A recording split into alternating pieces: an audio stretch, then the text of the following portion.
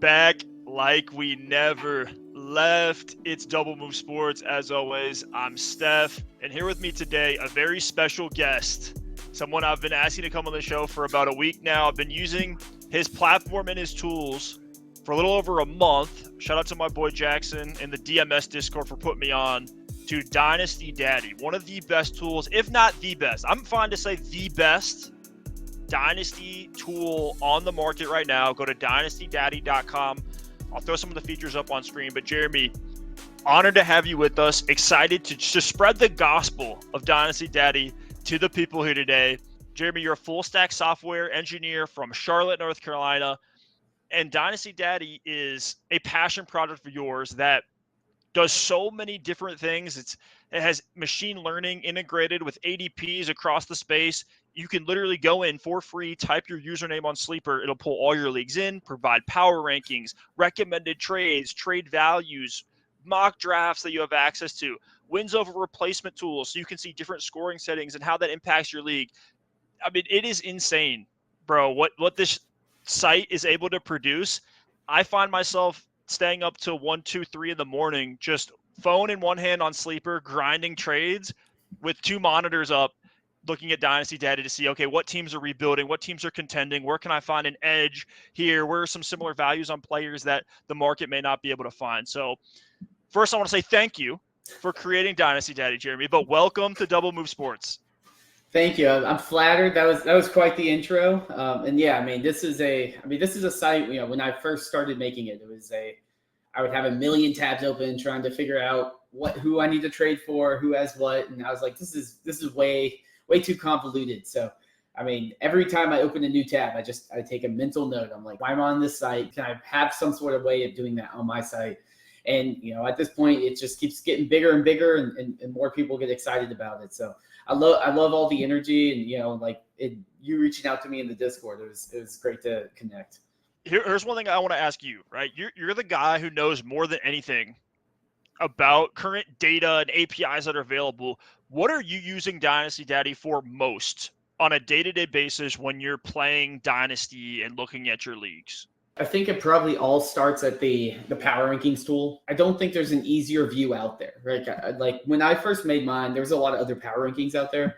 But when I tried to make it, I was like, I want to be able to see at a high level where everyone's at and not just have too much data. Like I've gone to some and they have 50 charts. And I'm like, why do I care about like the average age of the starting lineup? That doesn't tell me if they're going to be good or not. But then I think there's other things too, like the player pages and specifically, I put a lot of work into those, and they really just dive into like the trade volume and like kind of the volatility of a player, which I think is kind of an untapped part of fantasy, where we just say, oh, this player is worth X amount. It's like, are people really paying for that? Here's what I want to do, Jeremy. This is like the next level, like galaxy brain version of this. I want to take the trade database, and I'll throw the bubbles up on screen now. We're able to see which players are being moved most within Dynasty Leagues. Right now, it's obviously RASHEE Rice, right? A lot of volatility there. Justin Fields was a recent one. Nico Collins, Stephon Diggs, and Tank Dell now with the Diggs move to Houston. These are things where these players are flying off the shelf. If you close your eyes and just had notifications set up to your phone or something that just said, hey, this guy's reached in the top 5, it's like that will tell you what the sell windows are on these players, at least across the community, what other folks think. You can come in and apply your own ideas to that and the way you play Dynasty in your roster construction, but that's a really simple way. If I'm on a team that it's kind of a pseudo contender and I'm trying to decide if I want to tear it down, maybe I look at that and say, look, people are interested in Diggs, a 30-year-old wide receiver and a new landing spot. This may be the time for me to get out from a Stephon Diggs. But taking that a step deeper, I think, is where a lot of that value can live. I've certainly signed on a lot of deals trying to buy low on Tank Dell. Unfortunately, nobody's bought. Nobody's taken the bait on my Tank Dell offers. But, Jeremy, let me ask you this. How did you put together this site that takes ADPs from Keep Trade Cut, Sleeper, all these other tools that are out there, applies these analytics and data? How did you actually do this? It's 3 years of work pretty much at this point. But it's just like, brick by brick, what motivates me, and it's like, so, originally it all started off of, I just want to learn how to make a site deploy it, go through that process. And then it became, okay, what's next? What's next? And I'm like, okay, well, like it would be cool to be able to scrape a bunch of trades and kind of curate a trade database where you can filter based on all these different filters. Like that would be a fun challenge.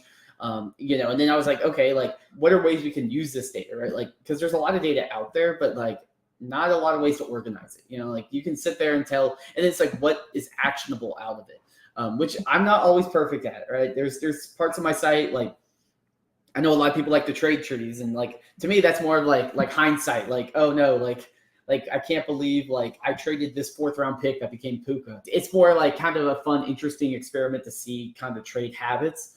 And it's funny too, just like what really clicks in the community. Like I remember I had the power ranking tool and it was popular, but it wasn't massive. And then I already had the data. I didn't change anything. I just added the tiers to be like different names, right? Whereas like contender and fraud and like, you know, super team. And then all of a sudden everyone's like, oh, this is amazing. Like I can call all my friends a fraud. Like it's funny that just small changes like that, like where I was like, oh, this would be nice, but not like a game changer. It turned out to be a game changer just because people visualize data differently. You know, it's part of the reason, like I recently added tier colors to every single category on the power rankings tool. Like is it something that really changes the underlying functionality? No, but now it's another way you can process data, group teams, and kind of figure out where those tier breaks are. It's just so degenerates like myself can grind out more trades faster because I can see who's green and who's red. I want more green. I want less red. And there you go. Roster construction 101. I mean, I'm obviously in a bunch of random fantasy discords, and I'll search in there and people are like, oh, it's the off season. Like time to just grind and see my you know, value on Dynasty Daddy go up every day. Like well, we'll talk about some buy lows and sell highs in Dynasty here in a minute. Mm-hmm. I want to talk a little bit more about some of the things on your site. One of the things that I love, because I used to do this by hand, because I'm in way too many Dynasty leagues. I'm in 10 just with our Discord community alone, on top of all the other Dynasty leagues that I play in. I love being able to go in here and just see how many shares of each player that I have in a very easy to consume dashboard. This is probably a surprise to no one who's watched the show for any stretch of time or has been on our Discord. Jaden Reed is my highest exposure, was all over him, getting him in the 3rd round in some of our rookie drafts last year, late 2nd round, 67% exposure to Jaden Reed. I probably need to get rid of some Jaden Reed shares. We'll talk about his teammates. Yeah, I got a full breakdown here on the Packers I don't want to drop on you guys. But for you, Jeremy, what are some hidden ways that, you know, beyond the power rankings, beyond some of the portfolio stuff, other ways that you've used the site to help you be a better Dynasty gamer that maybe is somebody who's just checking out the site for the first time? There's so much that you can look at, so much data to consume. It can be a little bit tough. And I feel like I'm still learning new things about this tool, and I've been using it for a month now. What's something that you feel like most people aren't taking advantage of enough, or that you found are super valuable for yourself? Yeah, I mean, I think to me, I think the league format tool is something that has a lot of untapped potential for people that use it. Like there's preset views you can use, you know, like the spike week views and things like that. But really kind of drilling down, customizing what data you're looking at. Like I'm in some IDP leagues. There's not really good data around IDPs in terms of, you know, like values and things like that. So it's hard to understand the value of an IDP in whatever format you're playing in. But in there, you can kind of see like their spike weeks, their consistencies. It's a very easy way to kind of build a custom dashboard that you want. And if you are a supporter of the Patreon, you can actually save those presets. So then you don't have to recreate them every time. Like I know I have a custom IDP like research dashboard that I have built on my personal account that whenever I'm trying to like grind the edge, I'm like, okay, like where's these IDP players that like, and two, there'll be like little funnel icons on like the not power rankings, on the player rankings, on the league format tool. Like you'll see some of those, and on the portfolio tool, and you can click it and it'll be like a query builder, and you can actually build specific queries that filter out on certain thresholds. So then it's not just, you know, like, oh, I have to parse through all this data. You can really say, I only want these types of players like that meet this threshold. Like who should I be targeting? So there's a lot of advanced options I think a lot of people overlook, but as someone that has put everything on the site that's there, I think it's nice to be able to clean up data and make it easier to digest. I mean, the IDP rankings and values alone for Dynasty or not, I think is something that's really, really needed in the fantasy football space in general. I was just recently invited to a 2024 best ball draft IDP with 20 rounds in our draft. I got invited that. I was like, man, I don't know. I don't have any reference points for IDP best ball. I could maybe get there in Dynasty, just looking at last couple of years of stats and try to piece it together and just use my existing Dynasty values. Knowing that you have the IDP view now is an absolute game changer. I didn't even know that was on the site. So thank you again, Jeremy. You're the gift that keeps on giving.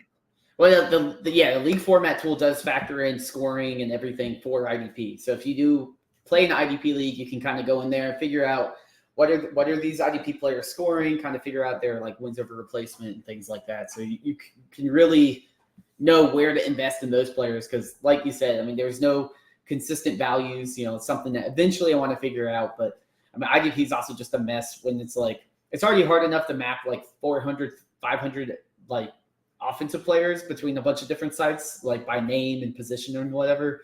But doing that with like 2,000 defensive players is another beast that I don't know if I'm ready to tackle yet. One of the things that just can get me on my soapbox quicker than anything else is vibe takes. And so being able to say, no, you're wrong, that is a vibe take, you have nothing to support what you just said, it brings me so much joy to be able to pull up Dynasty Davy on a tab, copy some data that I see in there, take a little screenshot, throw it into the Discord when I'm having a debate with somebody and just say, there you go. Case closed. You are not correct. You said I feel XYZ a certain way. That's just not what the data tells us when we look at it. So I love that part of it. Last thing on Dynasty Daddy, then we'll get into some of these values on players and some player takes. Anything you want to add about the long-term vision for the site? I know we're talking about the next version of Chat GPT, Dynasty GPT, where you can go in there and put your vague questions and it takes trade histories of your leagues. That's probably 10-year timeline. But what for you, as far as you can see today, is part of the long-term vision for Dynasty Daddy? Yeah, I mean, kind of like long-term is just to continue to build and lean into my strength, which is the integrated platforms, right? Making sure, like I know CBS is one that I want to try to dabble with and get that on before redraft season rolls around. But also, I think a start sit tool is something that's probably the last common big tool that I would probably need. And then, maybe there's other random ideas, like some sort of like red zone assistant, I think could be fun, where it's like you're watching red zone. It's kind of like a portfolio view, but like keeps you in tune with all your leagues, what's going on, like what players you should cheer for, things like that. So I think those are kind of the two I think that I could add to my site and to add a lot of value there. And then on top of that, it's just continuing to work on some proprietary data. And I do have that now with the ADP trade values, which I don't think any other place does that. And those are from over 8 million draft picks. You can, on the homepage, you can see all the data that's pulled into that. And if you click on the player pages too, they have an ADP chart where you can actually see every individual pick from every draft. And then you can filter them and you can highlight over them and it'll show you the format of that league as well. But we have that. We have our own ADP. An auction ADP, I think, is something too I want to really start leaning into more because auction's getting bigger and everyone's scared of auction because they don't know how to play it. Honestly, I think for any new Dynasty gamer, there's so much value into having this as a free site that you can tap into. I remember even just a couple of years ago, I had to pay $250 for an annual membership to be able to get half of these tools. So to be able to do this for free, especially one thing I love, before you go into startups, a big question that we always get, and a lot of times people will do this, they'll just go on YouTube and look at recent videos that have been put out from startup drafts. What people like about those is that it's visualized in an actual draft board, not just a list from 1 to 100. I love that element of the site too, where that can be visualized for not only your recent drafts, not only to get a proper sense of startup ADPs, but then you can filter that for just rookies. So we just did a startup. Shout out to everybody in DMS Sharpshooters that we launched a couple of weeks back. Within that startup, we were actually able to see, and we did have rookies in that startup by name, not rookie picks. So we're able to see pre-draft what's a good sense of where my community stands in terms of rookies. So we're able to see some really hot takes within there to see where some of these guys were going. Shout out to my Bo Nix, absolute steal. Getting him at the equivalent of like the 207. I'm feeling pretty good about that right now. The more and more I see him in these first round mock drafts. But Jeremy, let's get into a couple buys and sells in Dynasty. We'll both just go through a couple here. We'll do some back and forth, and I can kick us off. So sounds good. The first one I want to bring up, we kind of alluded to it earlier. It's Tank Dell and Nico Collins. These are both guys that I'm trying to see if the Stephon Diggs acquisition, or honestly any moves that might happen in the draft here, we're a couple weeks out now from the 2024 NFL draft. Are there folks that are getting shook off of Tank Dell and Nico Collins, seeing them as one-year wonders because of the Stephon Diggs acquisition? Or if they go and acquire another pass catcher that looks to be like a wide receiver 3, or maybe they go get another tight end, right? Something like that happens. I think we'll have people a little bit shook about Dell and Collins, not really looking to buy Diggs with him at age 30. He's part of this tier of guys like Adams and DeAndre Hopkins and Deebo Samuel, where it's like the contender in your league probably already has these guys. Cooper Kupp, Mike Evans. Yeah. It's like these older guys that have held on. That's where I put Diggs right now. He's probably not a guy that you're buying, and if you are, you're buying him for a very specific reason, which is you want to try to go all in this year to contend. But for Dell and Collins, these are guys that are young. In the case of Tank Dell, this is a guy that was wide receiver 14 in February. 2 months later, he's down to wide receiver 24. People are overreacting to the Diggs acquisition. Even if he does Diggs holds on for another year or two, they're going to sling it with CJ Stroud. The volume was there. It was in spurts, but the volume was there on individual games last year. We saw that. We see what the team is doing around him. And Tank Dell's 24, about to enter his prime, tied to CJ for 3 more years on his rookie deal. At a minimum, the spike weeks are going to be there. The only thing that I could really see as a way to fade Tank Dell would be worrying about that season-ending ankle injury. I'm more worried about that than I am Stephon Diggs. So late first right now, we're looking like a Xavier Worthy, a Bo Nix, a Michael Penix, maybe a running back that goes early, or the first running back off the board, whether it's Benson or Brooks or Blake Corum or whoever it might be. Why risk it with Worthy or one of these other unknown red flag prospects when you have that guy in Tank Dell that has the situation, has now proven himself, and the first down per route run data is amazing on Tank Dell, and honestly, it's solid on Nico Collins as well. So anything I'm saying right now, you could probably apply to Nico Collins. You probably have to pay a little bit more because people are more excited about the big body X profile compared to the Tank Dell, power little person profile. But one of the things that I've been really diving into recently is first down per route run data, which seems to be a very, very sticky data point, more sticky than yards per route run. And you would kind of assume that, right? What guys are getting schemed up when it's 3rd and 4 just to do a little 5-yard out route and get the first down. On top of that, it also takes into some efficiency where you're looking at downfield plays or yak because you're bobbing and weaving off of that screen to get the first down. Tank Dell performs really, really well at that. That's up with the top guys: Justin Jefferson, Amon-Ra St. Brown, CeeDee Lamb, Brandon Ayuk. Nico Collins is right there from a first downs per route run basis last year. So there's some things to get excited about with Nico Collins. You have Tank Dell in a range with guys like RASHEE Rice, Chris Olave, Jamar Chase, Mike Evans, DK Metcalf. So these are both guys that I'm trying to test the waters and see if their current owner in Dynasty is shook off of them. Certainly I'm not going to overpay, but looking to see if I can get a little sneaky deal with these Texans pass catchers. Yeah, I mean, I agree. I mean, I think, to me, Tank Dell's a stronger buy than Nico because, like, everyone's like, oh, he's small, he's hurt, But next year, 2025, he's the only one under contract, right? Diggs, Nico, I doubt both of them stay.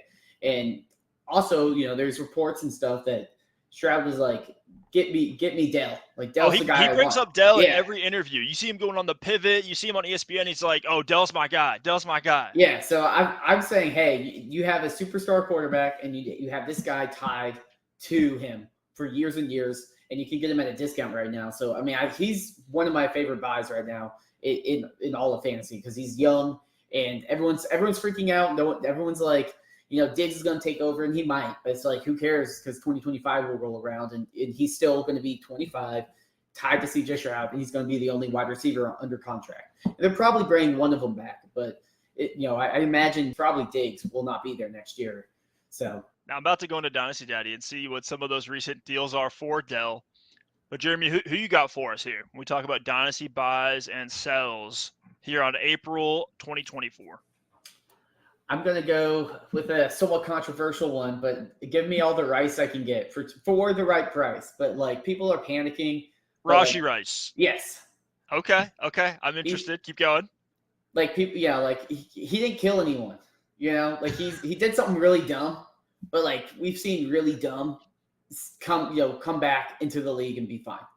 Right? Rice, wide receiver 1, tied to Patrick Mahomes. Like, we saw what he did last year. He's just going to continue to improve on that. Hopefully he has someone in his life being like, maybe don't do that again. But, I'm not expecting more than like a 6-game suspension. And there's some people are like, I saw some deals, it was like for the 301. It's like I don't care. Like if any second, get a second, a third, I don't care. Like if I'm not paying a first for him, because to me it's like a threshold, right? Like I don't want to pay a first and then have it be the 105 next year. But like who cares if I give the 201 for a guy that was crushing it last year and the only reason's like this scandal. So I mean, to me, everyone's just freaking out. Like football's going to be played, and he's going to play football because he didn't kill anyone, and that's the only time we've seen anyone really have major consequences are like if they killed someone like Henry Ruggs, which he didn't do.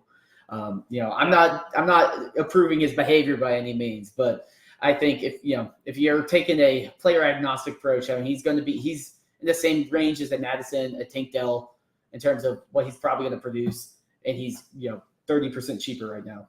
The kicker on Rice too is the fact that there was a video of the incident. Yes, that kind of seems the binary. Like, is he going to get in trouble or not? If there was no video of this accident, maybe it kind of gets swept under the rug. No one talks about the DUI that Melvin Gordon got in Denver that never got in trouble for it, never got suspended, nothing ever happened.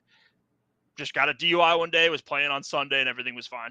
So, like, it's not a death sentence for these guys as players. I don't think Rice is going to get exonerated from the league. My only thing would be, does Kansas City flinch in this draft and just have that slight worry in the back of their head where they're like, man, we have this wide receiver really like, and there's this other, defensive tackle that we like too.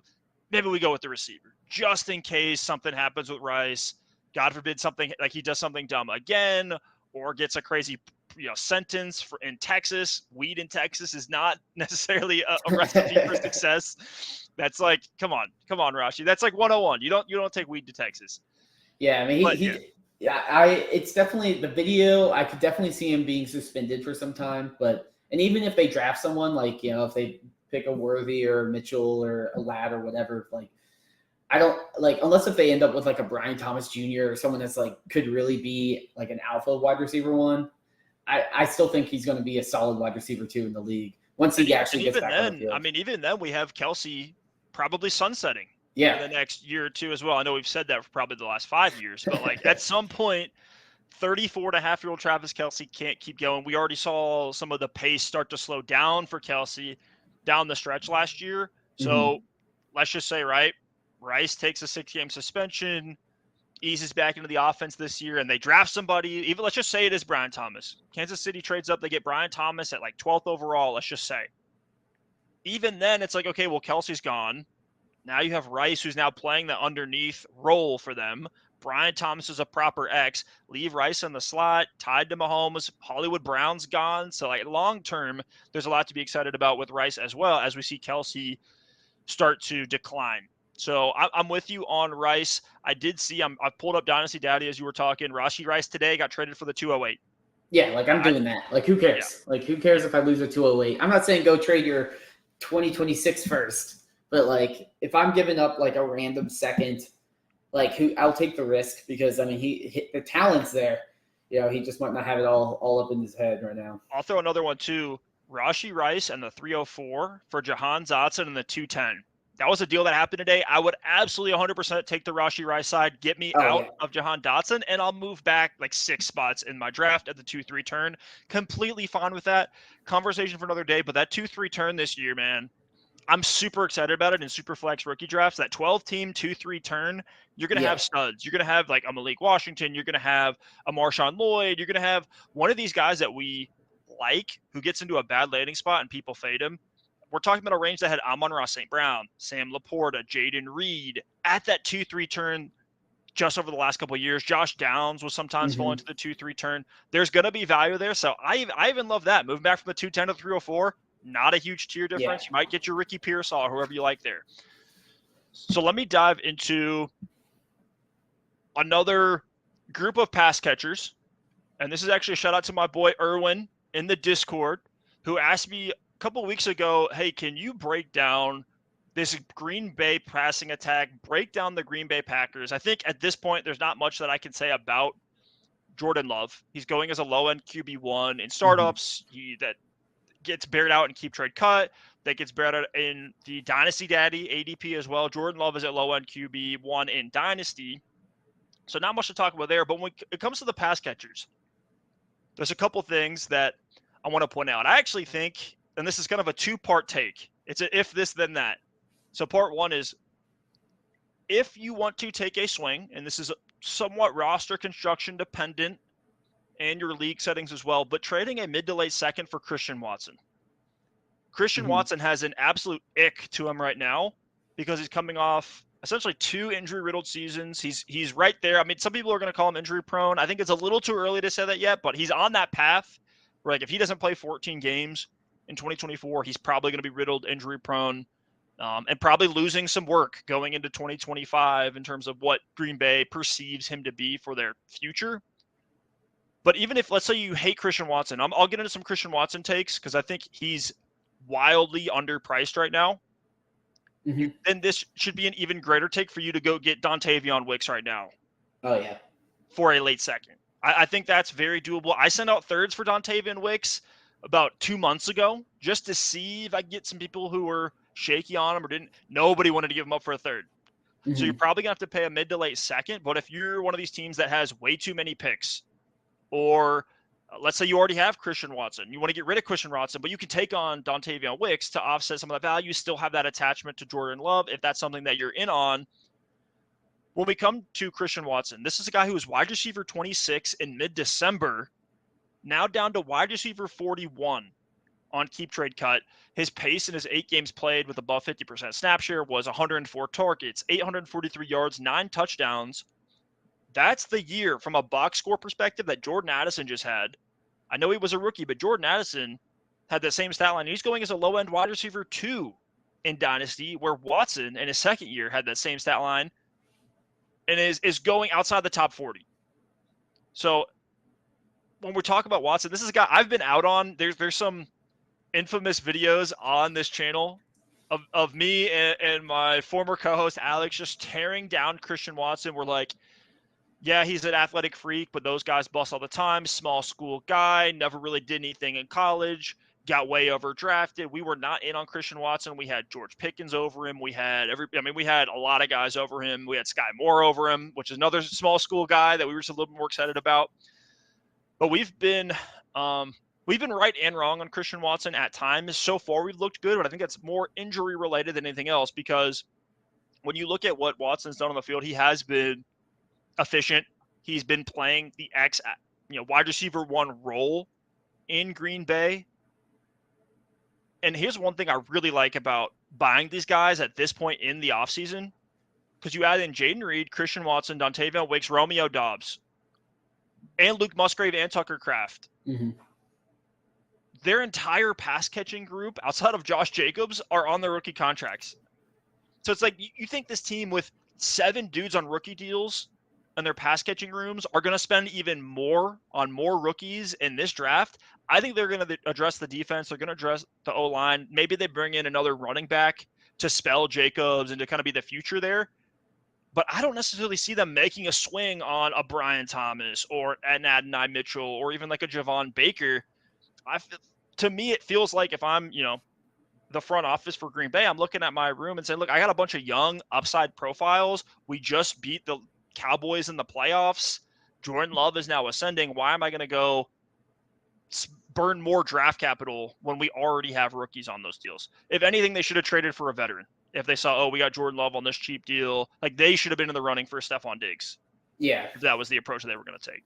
No, I mean, I think that's, to me, it's like they're like the poor man's Texans, right? Where it's like you have all these really good wide receivers, but like, the Texans have like borderline wide receiver ones, like, like all of them could finish wide receiver one. Whereas I feel like, the upside on all the Packers receivers are kind of like wide receiver two upside. So like that to me is kind of scary when making bets, because like, you have no idea. Like, you have no idea. Like, all of them have produced. Wicks's look good. Watson's look good sometimes. Reed looked really good last year. People forget about how big some of those games were that Christian Watson had. Multiple 20-plus point fantasy weeks last 2 games before he went down with injury. He was about to do some scary stuff. Yeah. For those of us who have been fading him. Yeah, the concern for me would just be the volume. Like, there's like people are scared about 3 mouths to feed in Houston. But there's so many mouths to feed. They have 2 good tight ends. They have 4 good wide receivers. Like, I feel like, to me, if it's best ball, yeah, definitely give me all those guys because they're all going to have different weeks where they pop. But like, if I'm starting a lineup, I'm probably going to be looking to probably use the hype a little bit on certain pieces, like a Reed or a Wicks, and just get me a guy like a Myers, where it's like I know like no one's going to take his food because he's always going to be like the second best target on that offense. Watson and Wicks, for that matter, are perfect for leagues with a bunch of flex spots in your starting lineup to give you that boom upside. Love where you're going on that. And then Dontayvion Wicks, and this is a guy that I've really come around on. He was a little bit meh for me as a prospect, just a like late declare, late breakout, but did some really impressive things at I believe it was Virginia. I'm sorry, Virginia. Yeah. But I was doing some research into Keon Coleman in this upcoming class, and I started to see this profile of guys that are bigger, right, taller than 6 foot, over 200 pounds, didn't necessarily run the fast 40, but had a lot of burst. They had great verts. They had great long jumps. There's a certain type of X receiver, and maybe this is more of an old school thought process, but we're talking about guys that are efficient with alpha size. Keon Coleman fits in this profile. Dontayvion Wicks fits into this profile. This is the Des Bryant, the Allen Robinson, the Alshon Jeffrey, the Cortland Sutton type profiles. Dontayvion Wicks looks just like one of those guys when you look at his testing and some of the things that he was able to do in college, and then the efficiency that he showed in a small sample. But on a per route basis, Wicks was fantastic last year. So that's something I don't think we can ignore. If you hate Christian Watson, you should be doubling down even more on Dontayvion Wicks. And that's really, I think, the risk insulation and where some of the arbitrage here is if Green Bay themselves say, hey, Christian Watson, you're too injury prone. We're going to start featuring you less in our passing game, and we're going to put Wicks out wide. We're going to manufacture screens for Wicks. So this is a guy that I want shares of.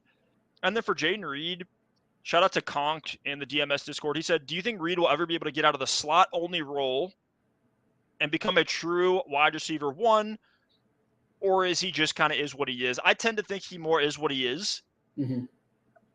Is there a path where he could move to the outside? Sure. But when you look at what he did last year, a lot of it was powered by manufactured touches. A lot of people see that as a negative on his profile. I actually see it as a positive for getting that many manufactured touches as a rookie. I think that's a signal that, like, hey, the NFL sees this guy as a weapon. We see him taking jet sweeps to the house. He definitely has the athleticism. It was doing well with those manufactured touches. I don't think they're going to take it away, but to me, he does feel like that slot-only guy. Why would they move him outside when they have Watson and Wicks and Dobbs to go around these deep routes? What do you think about that, Jeremy? Well, yeah, I don't think manufactured targets are necessarily bad. It gives you a good floor. They do that a lot for CeeDee Lamb. They did that for Stephon Diggs last year a lot. But to me, it's hard for me to really say, like, part of me is just at the sell point with all these players, just because I know people can talk themselves into a Wicks. They could talk themselves and I don't want to have to take a bet. Like if I can liquidate one of those players or use it to tier up to a guy that I know is going to be locked in, like especially if I'm a contender, right? But if we're looking at like a deeper league or a best ball league, or like viewing it at like a portfolio with a ton of leagues, I definitely want to have some shots on, especially like a Wicks. I think his buy-in is probably lower than like a Watson, and especially a Reed at this point. But I think he could easily be the one, in 2 years we're like, he's the guy that people care about there. I'm not a guru to be able to tell you which one is the one that's actually going to be the big fantasy impact player, because like you said, they're all on their rookie contracts.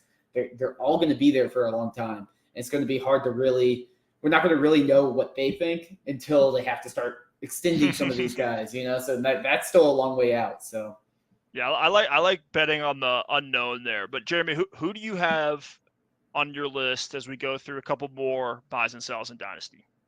Yeah, I mean, me and you have similar ones, but I'll bring up Kyler Murray. I've been on him all past year. I was trading Herbert for Kyler Murray in the last offseason. Nice. Give me Kyler Murray. Whenever he plays, he's like a top 8 points per game producer. He has the rushing upside. He's in that new offense. People were scared of him.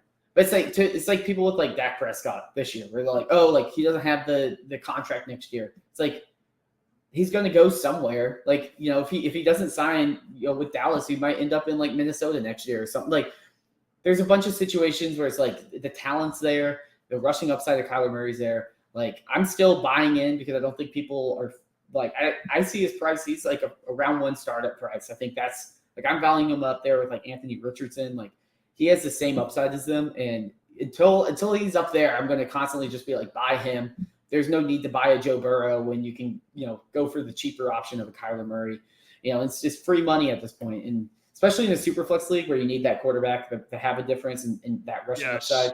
And then they're adding like a Marvin Harrison Jr. most likely. And I mean that team was bad last year, but they fought hard and they're just going to get better. They have a ton of picks in the draft, so. I mean, I'm all in on Kyler. I've been on him for a while because, I mean, I think he's like, 26? And this is something we saw miles and miles away. Kyler Murray was still QB6 at the start of the season, and it was like in the Discord, any shows I went on, it was like, now is the time to buy Kyler. Now is the time to buy Kyler. If you're rebuilding, buy Kyler. He gives you the stability in Superflex. He gives you what you need. Just keep him on your bench. You don't need him to score points this year. Buy Kyler. Now he's down to QB 11.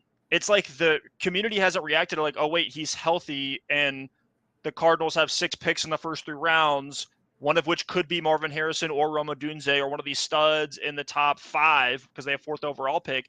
That value is only going to go up. He was 9th in fantasy points per game in 8 games last year after coming back from a week 14 ACL tear. So I'm not worried either. 225 passing yards a game, 30 rushing yards a game, 18 total touchdowns. If you look at rushing and passing. So you're banking on all that improving. Now with Arizona not tanking, and now with a full healthy offseason, no ACL recovery for Kyler, this is a guy that's never been outside the top 10 in fantasy points per game. And like you said, 26 years old on a mega contract. Give me Kyler all day, every day. I saw him go in a recent startup behind Anthony Richardson, behind Caleb Williams. To me, he should be just a tick down from Herbert. So shout out to you for getting a first out of that. Well, that was also before all the hardball stuff came in, where now everyone's like, oh, they're just going to run the ball. But yeah, I mean, it's to me like he's in that tier. He's all the way into the tier where it's just below like the Hurts Lamar tier, where it's like the tier of like all those guys. Like to me, I'll take any back of up them. to QB6. Yeah, like exactly what you're saying. He has one good year. He's back up there. I mean, like that people just aren't in on him. All he had was an injured Hollywood Brown last year on the outside. He had Trey McBride, and he obviously was amazing. And you're just going to add a good wide receiver. You're going to add neighbors. I like Michael Jr. Wilson too. I think Michael Wilson is a perfect like big play go up and get it guy. I could almost see this offense looking very similar to the Detroit Lions, where it's like the pass catching running back, the elite tight end. Then they bring in that Amon-Ra St. Brown to be that alpha target magnet receiver. They already have Michael Wilson playing that like Jameson Williams DPJ role on the outside. Love what Arizona's doing. I want to get into, since we're talking about tight ends with McBride, let me throw a tight end out there. This guy was just able to get an absolute steal in a startup draft. We're going to be reviewing that soon on the channel. Please hit that like and subscribe button. Stick around for that if you're enjoying what we're rocking with here.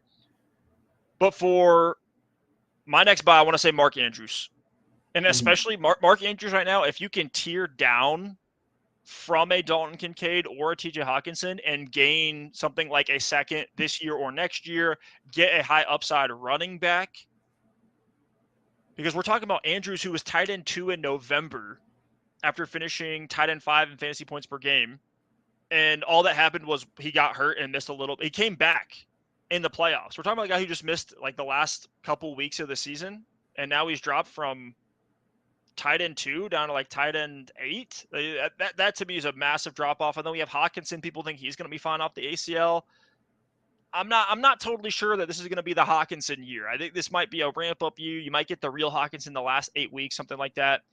But what I also love about Andrews is not only the consistent volume and the downfield playmaking, he's much more of a high A-dot pass catcher than a Dalton Kincaid or even a TJ Hockenson. So I like that. Like his touches are very high value. Their touchdowns, they're up the seam downfield.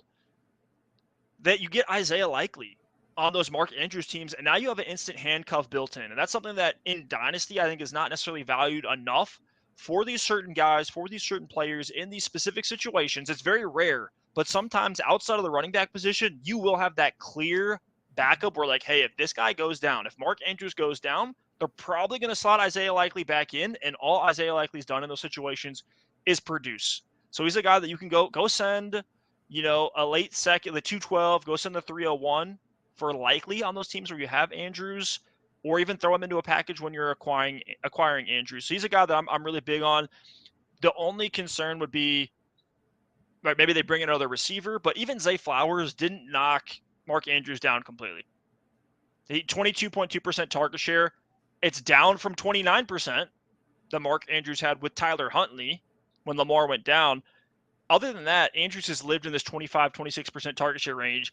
Dropping down to 22%, I don't think it's a death sentence. We're still talking about a guy that's going to be a perennial top 5 tight end until he starts to decline, and we're seeing Kelsey hang on at 34 and a half years old. Andrews is almost 29. He's going to be 29 this season. Kelsey's going to be 35 this season. So I think there's enough time, too, that I'm not worried about the age with Andrews necessarily, and you can just get this proven, reliable asset and get out of the risk of the Hockenson injury, of the Kincaid draft that might happen with the Bills. I think it's just a good value accrual play to be able to tear down to Andrews. Yeah, I mean, I think that me personally, I'm like, I wouldn't give a plus on top of Andrews to move there. But, I mean, if you can take a Dalton Kincaid and get an Andrews plus like a second or something or a third, I'd like done taking that. And then 90% of leagues, like, you're probably not playing with a high tight end premium. If you can get any value out of that tight end position, I'll say, even going down to like an Evan Ingram, right? Like where people just don't value him. He gets 100 targets a year. Like Yep. he's another guy where it's like, I don't really need the flashy Dalton Kincaid. Like, can I just tear all the way down, get someone that gets me points and like, just live to see another day. So, I mean, Jeremy, one question I came across in your Discord, shout out to the Dynasty Daddy Discord. You can find that on dynasty-daddy.com. Which yes. we've been plugging the whole first half of the show. But one of your homies asked, Brock Bowers or Dalton Kincaid right now in Dynasty? I had a pretty strong answer locked and loaded. I wasn't gonna budge off of it, but I'm curious what you'd say there. And I'm putting you on the spot with this one. Yeah, I mean, I'd probably lean Brock Bowers because I think people are really high on Kincaid, but I don't know how that offense is going to look. I imagine they're going to bring someone else in. We kind of know that situation to some extent. But I feel like there's a lot of situations where I think Brock Bowers could land in where then he's just gassed up to top 2, top 3, right? Like I think if he lands in like a Cincinnati, if he lands in, like Indianapolis, there's a lot of situations that, he could land in. He's literally like one of the most hyped prospects since Pitts. Like he's going to get first round draft capital most likely. So I'm going to take that just because I think there's more I can do with him. Whereas like if Kincaid kind of has another Kincaid year, he's going to be kind of in that, early Njoku era where he's like a low end tight end 1 because he has the draft capital, because he's in the offense that people like, but he's not going to be putting up like crooked numbers like a Kelsey or an Andrews. I actually love that David Njoku comp for Kincaid just from a value perspective. I mean, their games are wildly different. The thing with Kincaid is he's a projection. He's Yeah. good, but he's a projection. I have concerns about the low 6-yard ADOT. That was well outside the top 20. Contested catch rate outside the top 20. The efficiency wasn't great. I know it was a rookie tight end. We don't expect him to be dominant, but there's a world where if we just get another meh year from Kincaid, right? Maybe it's James Cook just eating his lunch underneath, and it's like Kincaid and Cooks, but like he can't really beat out James Cook. Mm-hmm. And in that case, it's like, all right, you missed the exponential, just crazy upside that you could be getting with a Brock Bowers. And we look at Kincaid. I think one reason people do get very excited about Kincaid is he was second amongst all tight ends in slot snaps last year. I think Bowers is going to be number one as a rookie. Yeah, I mean, I'm not saying Kincaid's bad. Like I think Kincaid is good, but if I had to pick like the upside of a Bowers, like he's a better prospect, and we don't know his landing spot yet. And since he is a tight end, he's not like a high end wide receiver where he's like going to get stuck at New England. Like there's like if he ends up in like Cincinnati, like I mean, he's probably top 3 already, like in the hype, like having T Higgins, Jamar Chase. I mean, he's going to be wide open. So I mean, I'm definitely more on the Bowers upside. And if Bowers has a year like Kincaid, then we'll just be talking about Bowers like we're talking about Kincaid now, where it's like people are still going to believe in him. People are going to treat him like a JSN, where it's like, like, and then you can just re-roll. Like I easily re-roll the Kincaid into a Bowers. Give me another year where someone's going to bite on. I believe in Bowers, and if you're like, well, he didn't have a great first year, it doesn't matter. Like someone's going to still believe in him because of the name, because we all watched him at Georgia, and everyone's going to still believe in him. So he has that shiny, like, just, it's sexy. Brock Bowers is such a sexy upside. Like you just feel so warm. Oh, I could be just crushing my leagues for generations to come because I see Brock Bowers in that tight end spot. Yeah, I mean, it's a Kyle Pitts. It's like a Kyle Pitts for the first 3 years, where it's like it took a while for people to be like, maybe Kyle Pitts isn't the best fantasy player. Dude, he was going 4th round last year in redraft. I saw trades for like 2 first-round picks, and I'm like, for like 2 first-round picks, and then he was going at the 1-2 turn in startups a year ago.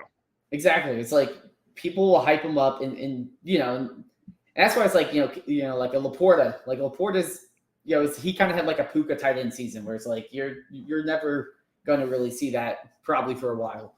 But I mean, even if he just has a solid season, I mean, everyone's going to be treating Bowers like he's like, the best tight end ever. So I mean, it's like Marvin Harrison Jr., right? He doesn't have to produce like Puka. He just has to produce like, like a Zay Flowers, and everyone's going to be like, well, it's Marvin Harrison Jr. Like, it was just his first year. It's Marvin Harrison Jr. Like, it's like, what does the community think? Like, and how do you find those edges? It's like why a Keon Coleman is like, he really has to outperform the community sentiment because everyone thinks he's like the next QJ. Like, so you really got to. He will. He'll outperform. A lot of it's like, what do people think? Like, what does the community think? What does Keep Trade Cut think? Like, I know people don't always like Keep Trade Cut because it is reactionary, but I mean, it's the closest thing we have to the pulse of what the people think. And and I don't want to get stuck holding a QJ or holding a Pitts where I'm like, oh, like I spent so much on him. Like, I'm just waiting for him to finally like turn into something. Like, give me something now, or like I can just re-roll. Well, if you have Pitts, man, somebody asked me this recently too in the Discord. Shout out to the DMS Discord. Hit that link if you want to join the conversation with us. Someone said, should I sell Kyle Pitts? I was like, dude, you've been holding on to Kyle Pitts this long. Why would you sell right now? Right after he gets Kirk Cousins, right after the situation opens up, right when he gets a new front office that is probably going to look at him and say, we have Kyle Pitts. Let's make him a featured weapon now that Arthur freaking Smith is gone. Yeah. You just hold him. And just ride the wave. If he busters out, fine. But like, at least you didn't. You don't go home kicking yourself at night because you sold Kyle Pitts right before he went nuclear after holding on for 2 deathly seasons. I would say I might be willing to sell him if I was holding on to Kyle Pitts this long. Because if I could sucker someone into giving me like a Mark Andrews plus or something because the hype, just give me an Evan Ingram in the first, like a late first, and it's like cool, like whatever. Like I didn't lose anything. 100%. So especially now, I feel like tight end in most leagues, unless you're playing in like a really deep league or 2 tight end league, there's a lot of high quality tight ends now that you don't really need to have those super elite ones to kind of reap the rewards.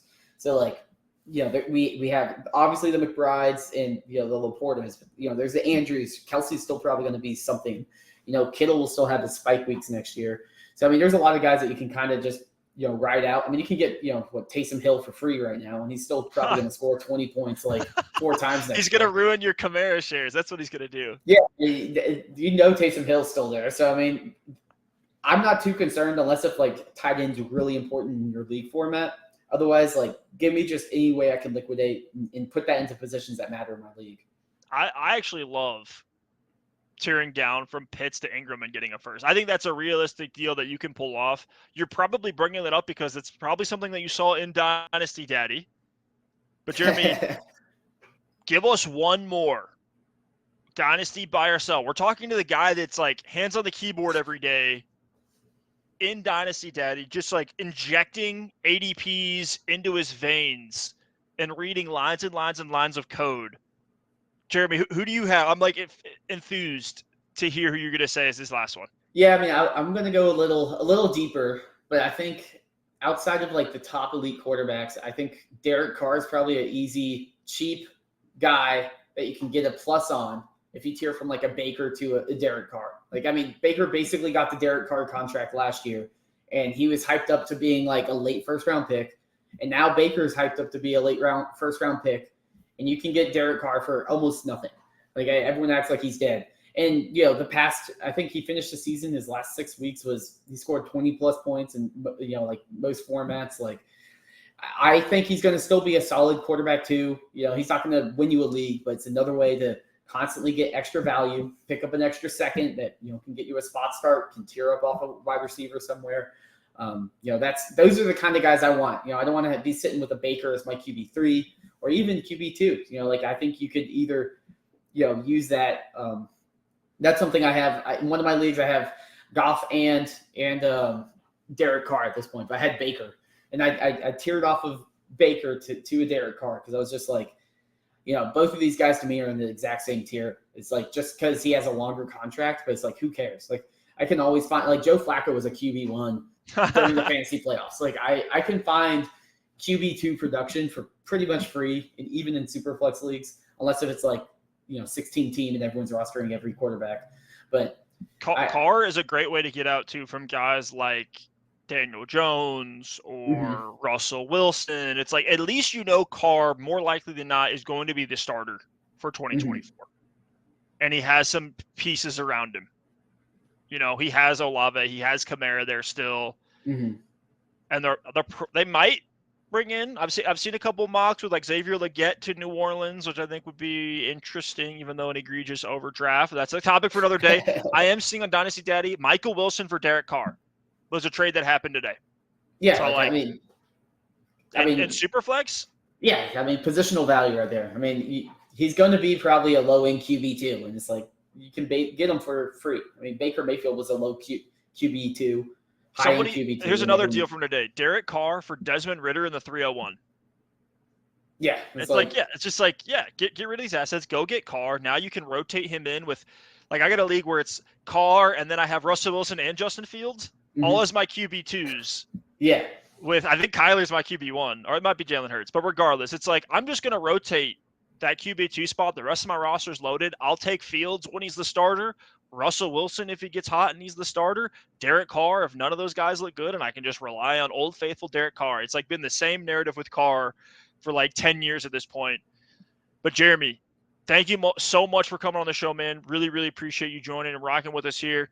You can go to dynasty-daddy.com for free right now. Literally just enter in your sleeper username or whatever your username is on the website and look at all of your leagues, power rankings for all of your leagues, a million other tools that we didn't even get to talk about on the show today. Strongly recommend checking it out, hitting up Dynasty Daddy on Twitter, on YouTube, and supporting his Patreon if you want to be a power user like me. But appreciate y'all rocking with us, watching the show. Hit the Discord, hit subscribe, and we'll see you next time.